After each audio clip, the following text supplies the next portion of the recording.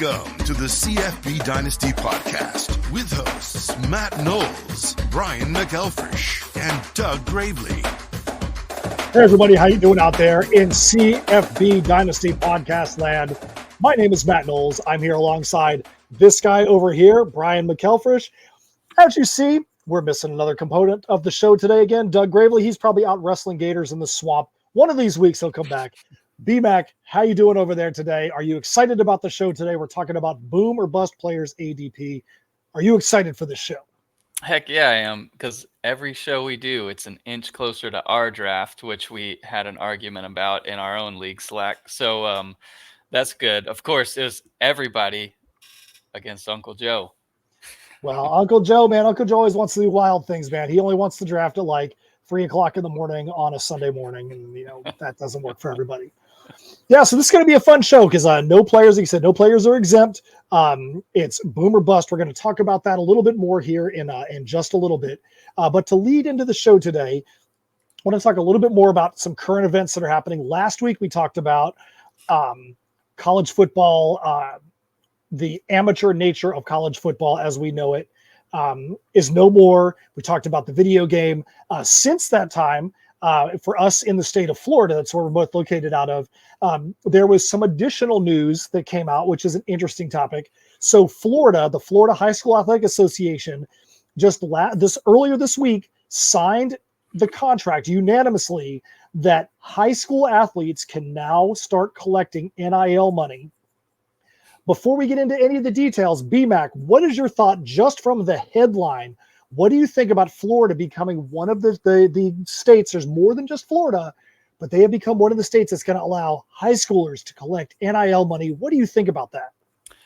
Man, I think it's wild. I don't really know how that's going to affect high school recruiting because that definitely exists. Here in Central Florida, we've got Trinity Catholic who, they want to pluck the best players possible from around all the public high schools. So, and I know that was happening when I was in high school back in the day. So it's probably going to make it worse. We've got IMG Academy who, all the top schools recruit from all around the country, and they pull in people from all around the country. I think that's just going to help them more, essentially, because they've got all the money. Yeah, Florida says, you're not going to have NIL collectives. You're not allowed to have a collective like all the colleges do. We'll see if that actually happens. Schools are supposed to not try to recruit players with an NIL that's attached to the school. Players and their parents are supposed to go out and try to actually sign the contracts on their own without assistance from the school. They're not allowed to, in that contract, they're not allowed to, like if it was an IMG player, they're not supposed to be wearing IMG gear, anything that is reminiscent of IMG. It's just supposed to be based on the player has got such a draw and such a pull based on their name that they can get that NIL money. Now, in theory, that all sounds great, but come on now. We know that there's no way that the schools aren't going to find some way to have some kind of roundabout way to work through a booster or work through an NIL. But I guess in this one, at least Florida's not the first state. It's not like Florida's the one leading the charge going into these murky waters. They're just one of a few states. But I guess with everything else that's going on in sports, this had to be coming. Yeah, coming off the story we talked about last week, I saw Ross Dellinger also put out that there's going to be, it's confirmed essentially that, the NCAA, while they're having to pay out more money now for players, those executives don't want to lose money, so they're figuring out new revenue streams, and that's going to come through corporate logos on the college football fields and on the jerseys. And I hate it. I hate it all so much. Being just so obviously things are money driven, but dang, it's hopefully it doesn't take away from the game that we love in the fall. So that's to come. It'll be interesting. It'll be interesting to see. And some may ask, why do we even talk about things like this on the College Fantasy Football Podcast? Whether it's the video game, whether it's college athletics becoming less amateur, whether it's this, every one of these things is going to have some kind of impact, whether directly or indirectly, on the fantasy game. So it might not be something that may be of direct interest to a specific person, but in the long run, players are going to be, they might be like, hey, I can collect NIL money and be in the video game and be a top dog in the video game, where when I go to the pros, I might not be that. So they might want to stay in college longer to get that NIL money to become the star, maybe to be the cover guy on the college football video game. So all these things do play a part. They do play a part. So that's why we cover that. We're not going to cover that as much as the meat of this broadcast, but that's why we do talk about these things. They do have an impact. For sure. And with that being said, let's get down to the meat of what this show is today. We're going to be talking about boom or bust players for via ADP. BMAC, explain to them what your motivation was for wanting to cover this specific topic. Yeah, so no player, unless you're already established, is really exempt from this list. So there's always hype behind certain players, warranted, not warranted, whatever. And there are players in the past of college football where you think like, oh, this is a can't fail situation. You think of, and sorry, Notre Dame fans, my mind just goes there to, Jimmy Clausen, who was fine, and Gunnar Kiel, another like elite level quarterback recruit that just didn't quite get it done. And, you're thinking national championship as a Notre Dame fan. That's more of a pure college football standpoint. But then from a fantasy standpoint, you can think of others like Dorial Green Beckham, started out at Mizzou, ended at Oklahoma, Joe McKnight, running back from USC. There's plenty of examples of like 5-star talent guys who look like a can't miss prospect, who are in a great situation seemingly, and it just doesn't work. Would love to know some others that you guys that pop into your mind. Certainly for me as a Florida fan, there's a good long list of people that come to mind over the last decade. So that being said, all of these players we'll talk about have somewhat of a high-ish ADP, average draft position, expected. They're not fully proven either, like they haven't had a full season with their in college football with production, or maybe they have a new home and for whatever reason just feel like they're going to be boom or bust. And we'll talk about that. We've got a few here, a couple at quarterback, a few at running back, a few at wide receiver that we'll go through. And this is not to say that these guys don't have high ceilings. These guys could be anchors of your team. It's just saying buyer beware, because you don't know. There could be a lot of reasons. It could be that they're a transfer going from a great situation. We bring up Kent State all the time. Kent State had some great receivers 2 years ago. They all transferred to different places last year, and some of them were successful, some of them weren't. It could be that they're still in their normal situation they were last year, but they got players that built up around them, or conversely, maybe the talent around them left and there's going to be more of a key on them. There can be a lot of different reasons as to why these guys are on the list, and it's not a knock on them specifically. It's just things around them may have changed. So with that being said, I guess we're going to start with the quarterbacks. We can start with Kyron Drones at Virginia Tech. BMAC, tell me why you have this guy on the list. So Drones as a prospect, I love. We've got him like as a top 10 quarterback right now, just for his potential, his dual threat ability. Obviously showed incredible potential, top shelf type of guy. The whole program, which is really exciting for me. I like when Virginia Tech's good. They've got an awesome fan base, cool environment. Miss having Virginia Tech in some primetime games. So I'm rooting for them too, which further gives me just a little bit of caution. So I'm hoping for him to come through as a full-time starter in 2024. And there's a path where, again, he's a top 5 type of fantasy guy just because of his rushing ability and what he did. However, I do see a path where he doesn't really improve on that 58% pass completion percentage, and then maybe they can key on him a little bit, and maybe he doesn't reach that top tier quarterback potential. Because if you want him in drafts, and I think the hype will grow. There's plenty of people who love Kyron Drones. As more and more people are becoming aware of what he did last year. 19 touchdowns, 2,600 yards.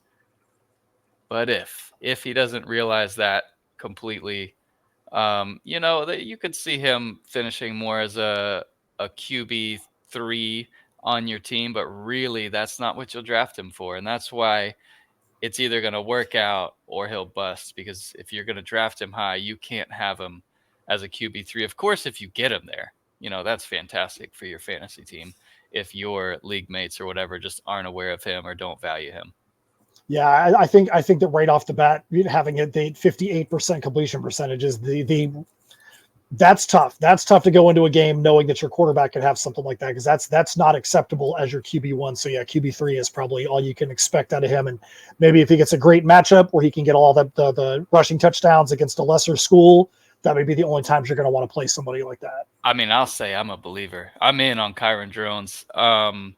I can't really draft a quarterback this year in our home league, but in other leagues that I'll be in, yeah, I'll be looking for a share of Kyron Drones, because I think with the schedule and all that stuff, I think it's going to work out, but there's that path of doubt. So, all right, so we're going to move on to another quarterback right now, Garrett Green from West Virginia. This one's really similar to me. So Green, showed some great signs. Like, he's a solid player. Great dual threat ability. His completion percentage, though, 52%. That has to improve for him to be able to realize his full potential. Just as a college football player, but of course as a college fantasy player, he's going to be limited if he can't get that up. And you just worry a little bit about the weapons around him and all that stuff. I feel like Drones and Green are really similar, where they just have like elite level. They can both finish top 5, but they can both finish down a ways too. So I feel like because you're going to have to draft him as a low, if you can get him at QB2, I feel great about that.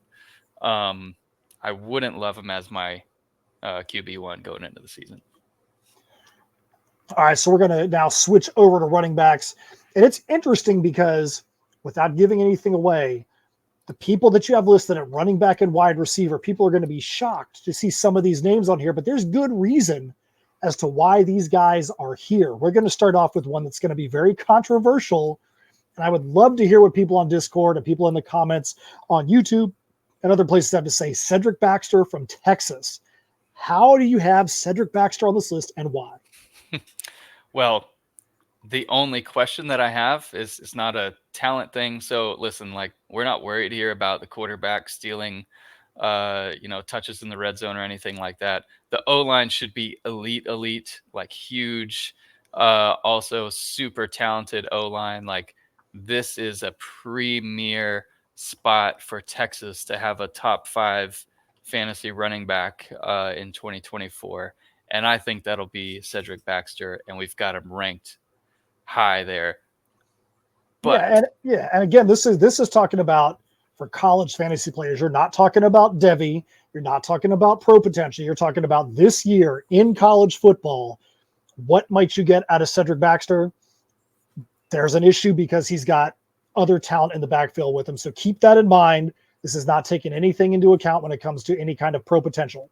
Yeah, Jaden Blue, man. He's the one. Obviously, they have other really talented backs, but Jaden Blue, how involved in the offense is he? Is he a clear RB2? Does he take over the lead or the, from Baxter? I don't think that will happen, but that's the doubt in my mind, where let's see how it plays out. If it's like, 12, 13 touches a game each, that's pretty bad for fantasy. If Baxter is able to get his 20-ish touches a game, he'll be absolutely elite and probably a top 5 guy on the season. All right, so we're going to move forward. Next guy on the list, RJ Harvey out of UCF. So again, this is a guy that has got a ton of talent, is in the same situation, but stuff may have changed around him. BMAC, take it away. Why is Harvey on this list? Yeah, so really he proved himself last year. He had, let's see, 16 touchdowns last year, and that's fantastic. They added KJ Jefferson from Arkansas at quarterback.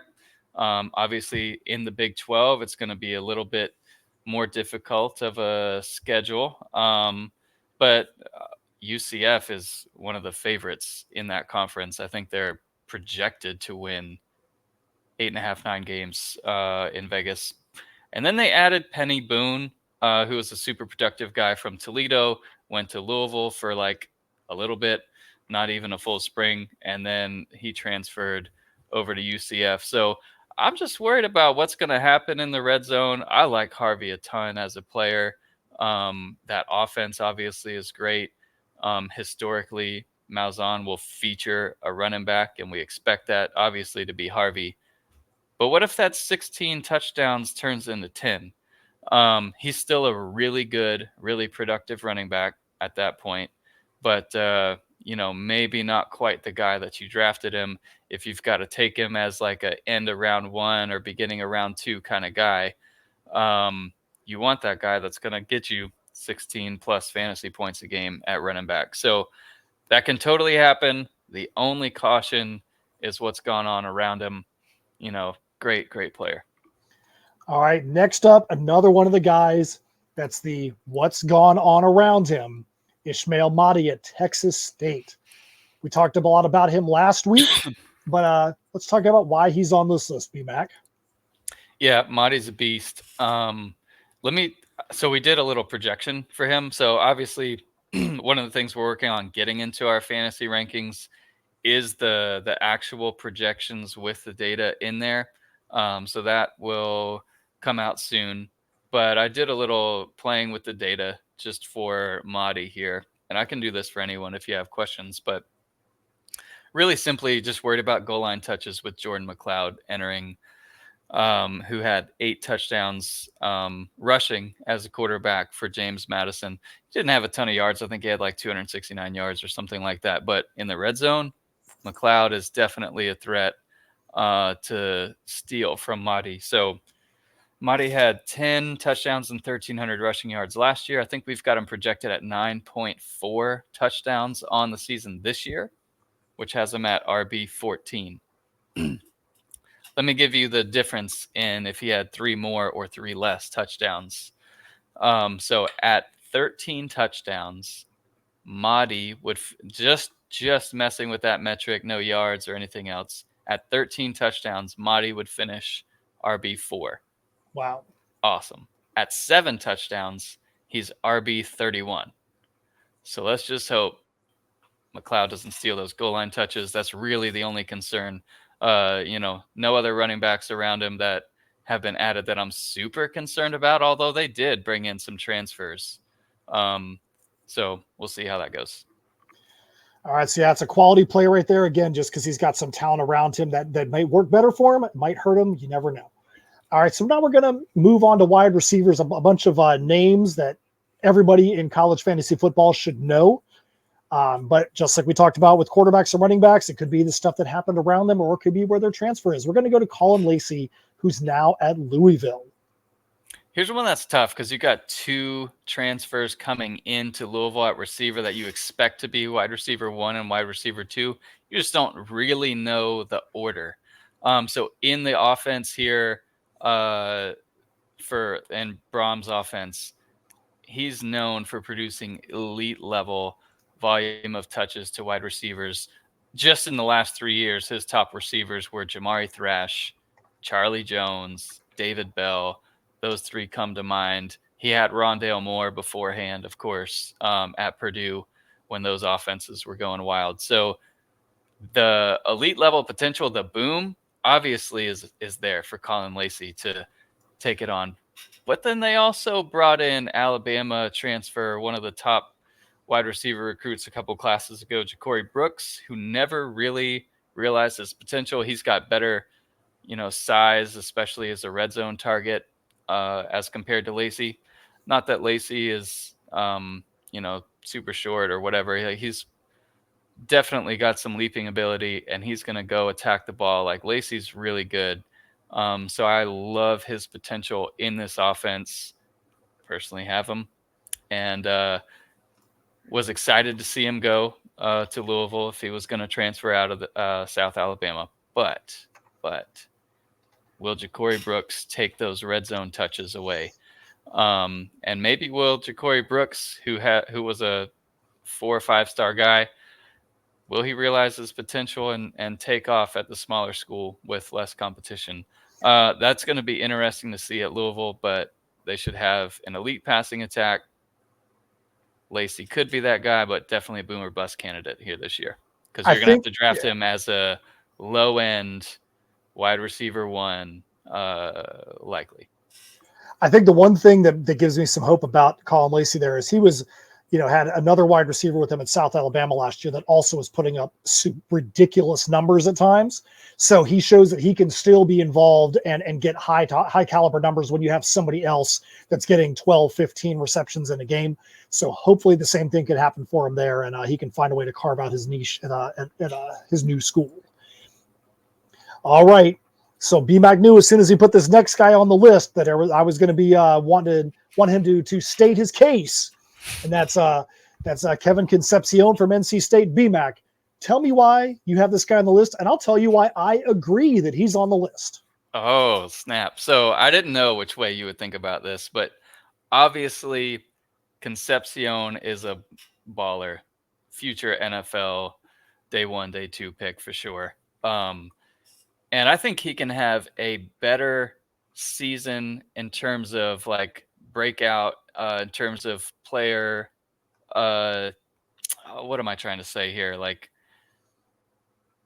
he can improve as a player. He can improve as a football player, but maybe not his production, because this, I think, is the best wide receiving core that NC State's had in a while, and I put since Torrey Holt years. But what do you think about that comment? I agree with you on that, because if you look at the wide receiver core across the way, last year was the first time in a while you've had an NC State wide receiver just really take over and become known on a national scope. I mean, you had Emeka Emezi that was there, and he put some good numbers up, but Concepcion just did some stuff last year that you haven't seen in a long time, and he did it with a suspect quarterback crew that was there. This year, you've got Grayson McCall coming in from Coastal Carolina. You had a historic high school wide receiver class coming in with 4 4-star wide receivers coming in. And then listen to these names that came in from the transfer portal to NC State. You've got Jordan Waters, running back from Duke. You've got Justin Jolly, considered one of the top tight ends, if not the top tight end, coming in. Then you've also got Hollywood Smothers coming in as a running back. You've got Noah Rogers coming in as a wide receiver. So the talent is just loaded across the board. They improved via the high school ranks and via the transfer portal. Some people have NC State's high school or transfer portal coming in anywhere between the number 2 to number 7 transfer class in the country. So there's going to be so much more talent around him, which could do one of two things. It could make him have an absolute breakout season because they can't just key on him, or the ball's going to get spread around to where he's going to have to be involved in an offense where you've got tons of people getting numbers. So I think that's why I agree. I think that his numbers might take a little bit of a hit just because there's so many other people on this roster now that could get stats that could take a little bit away from him, but the offense overall could have potentially one of its best years ever with improvement at every single position across the way.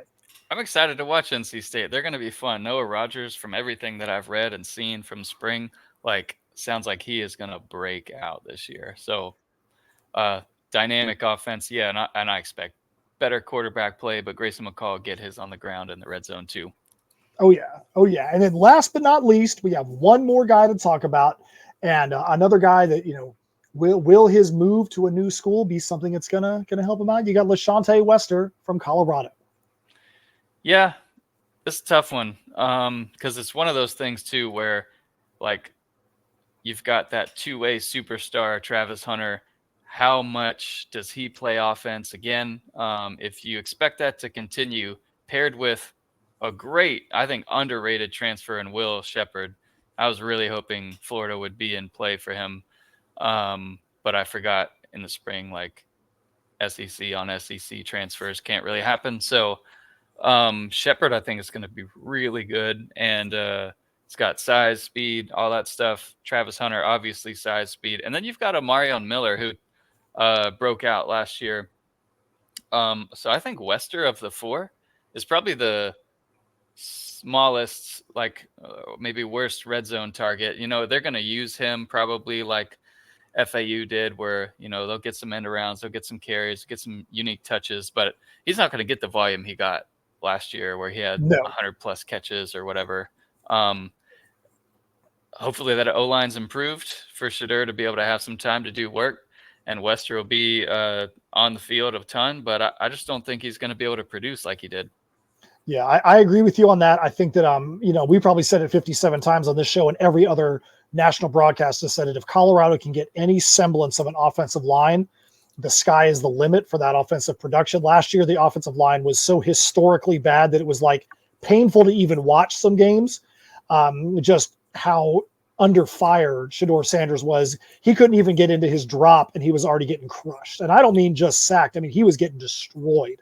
So with the talent increase, I agree with you 100% about Will Shepard. Seeing Will Shepard go from Vanderbilt and go into a school where he's actually got a semblance of talent around him, he could have a breakout season. We could see him, I will say right now, you could see him potentially as a top 10 wide receiver in this offense with Shedeur throwing it to him with the other talent that's surrounding, because he is just that good. Do I think he's going to be in the top 10? Probably not, but I would not be surprised to see him there. But yeah, we just talked about Shepard, and we talked about Shedeur, and we talked about Travis Hunter. That makes it very obvious as to why LaShawnte Wester could be boom or bust, because he could be a forgotten man in that offense. Not saying he's going to be, but that's why he's on a boom or bust list. Yeah, and Jimmy Horn still there too. He's another one that broke out last year as a transfer, and I just don't know if there's enough balls to go around. If like Wester's potential, if he ends up with 12 touchdowns, that's awesome. I could totally see a path where he gets 4 too. So we'll see how that one plays out. It doesn't feel like there's enough balls to go around, and it's really hard to pinpoint who is going to lead the way in targets there at Colorado. So when you're going into your draft, you want to take a look at the guys that are on this list and look at why they're on the list. It has nothing to do with personal talent as to why these guys are on the list. It's what happened around them. Did they get better talent around them? Did they transfer to another school that now they might get lost in the mix? There's a lot of different things, or it could be the converse. They could still be at the same school they're at, and the talent decreased around them to where there might be more of a key on the defense around them. Think about all these things before you make the decision to draft somebody, because that could be, they may be a great athlete. This is not the pros where that a solid pro athlete, Justin Jefferson, is always going to get Justin Jefferson numbers. Maybe not this year with this quarterback situation, but but the top guys in the NFL are always going to get their numbers. In college, maybe not so much, because of the three things that we just talked about: talent increase around them, talent decrease around them, or transferring to a school that may put them in a situation where they're in a numbers game. Yeah.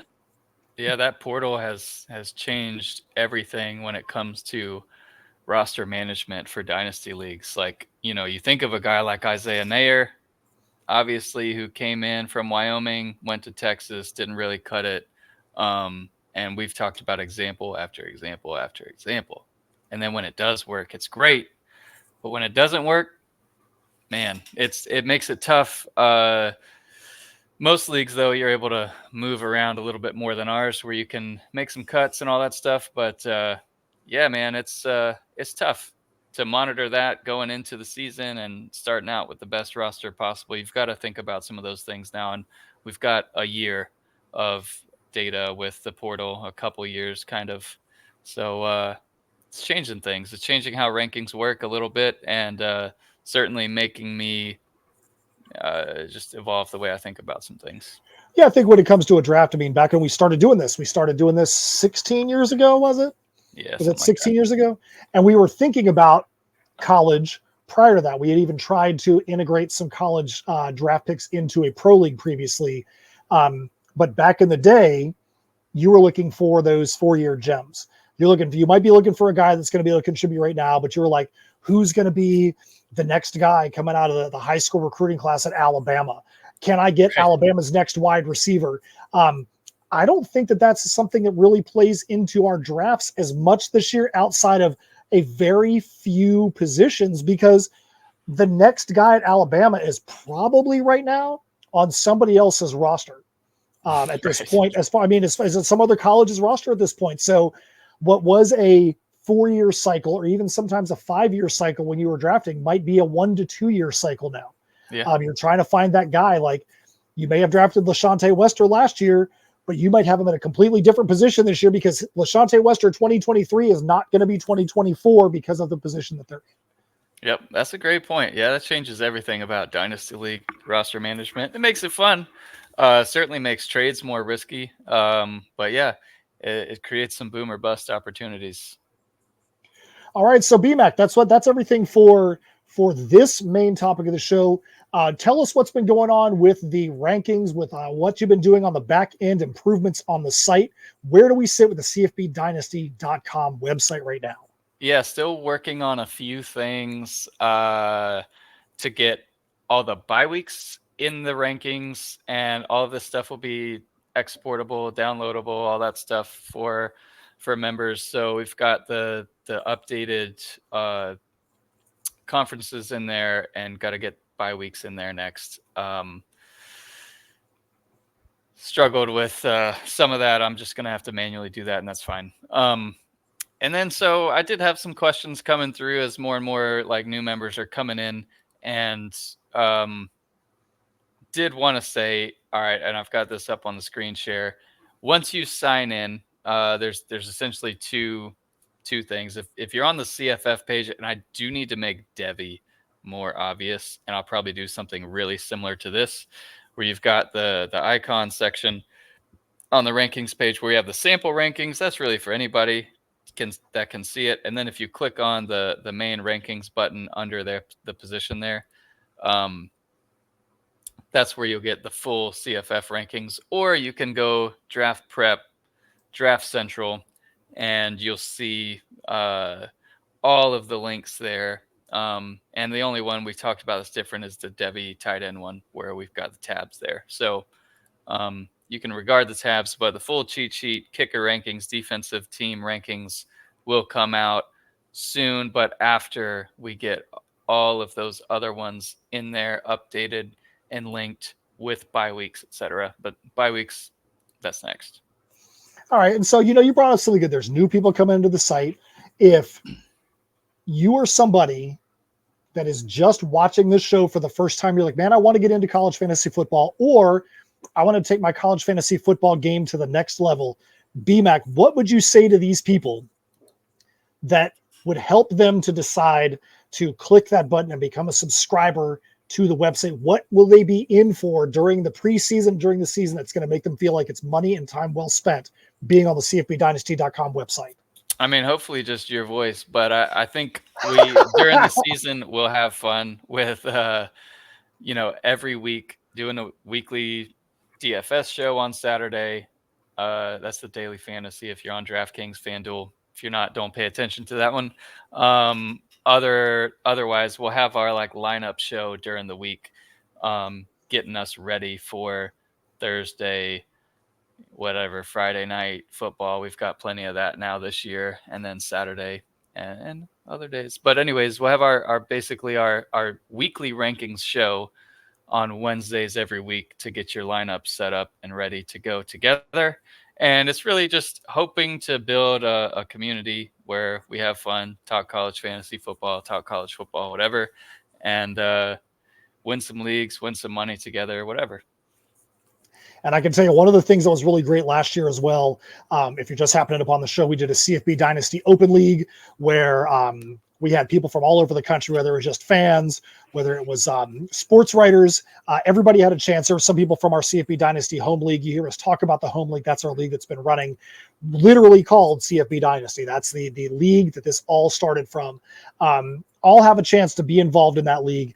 And it was a great way for the community as a whole to be able to get themselves involved and to just see some different strategies, see some faces that you might see on Discord, you might see in the comments, you might see on other sports pages that have a chance to come in there and actually be able to interact with them as well. And it was actually really fun. I really enjoyed being a part of the Open League last year. Yeah, it was fun, and it'll get bigger this year. It'll be great. We do need to work on that soon, by the way, out of band. But yep, absolutely. All right, so I hope you guys like the little shorter formats that we're doing for this in the off season. Finding a quick topic, a quick hitter, so that way you can listen to it in your car on the way to work, when you're out on your run, when you're just sitting here being bored at your house watching something in the middle of the day. You got a short podcast, quick hitter topic. When we get back into the season, there'll be a few more different segments that we hit on because they're going to be more applicable. Like B-Max said, DFS is something that doesn't make any sense to be talking about in the off season. So, those things will come back in as we go. The boomer bust, the brisket lock, all those kind of fun things. We'll be able to get back to those things as well. Heck yeah. But yeah, so unless there's anything else you want to add in there, B-Mac, this has been the show for today. We really appreciate you guys tuning in, listening, and make sure you go up to the Discord. Make sure you go and let us know in the comments whether you like it, whether you appreciate it. If you have other people that you think need to have your eyes on, it could be boom or bust, or guys you're like, dude, this guy's going to be boom. I don't care. There's no bust involved. We want to know what you guys think are going to be booms and who your brisket lock is going to be preseason. So yeah, let us know, be involved. That's one of the best things about this is building that community. B-Mac, anything else you want to say before we get the heck out of here? That's all, man. More updates to come, and I will update you guys in the Discord as things happen. And eventually we'll get that alive again and rolling for sure by the season, but hopefully a little bit before that when draft season really kicks in. All right, so make sure to like and subscribe. Make sure to go up there onto the Discord. Make sure to leave some comments on the YouTube. And we thank you guys for coming out on behalf of Brian McElfresh and the once again absent Doug Gravely. My name is Matt Knowles. We thank you guys for coming out. See you next time. Thank you for listening to the CFB Dynasty Podcast. Help us out by subscribing on YouTube and reviewing us on your podcast network.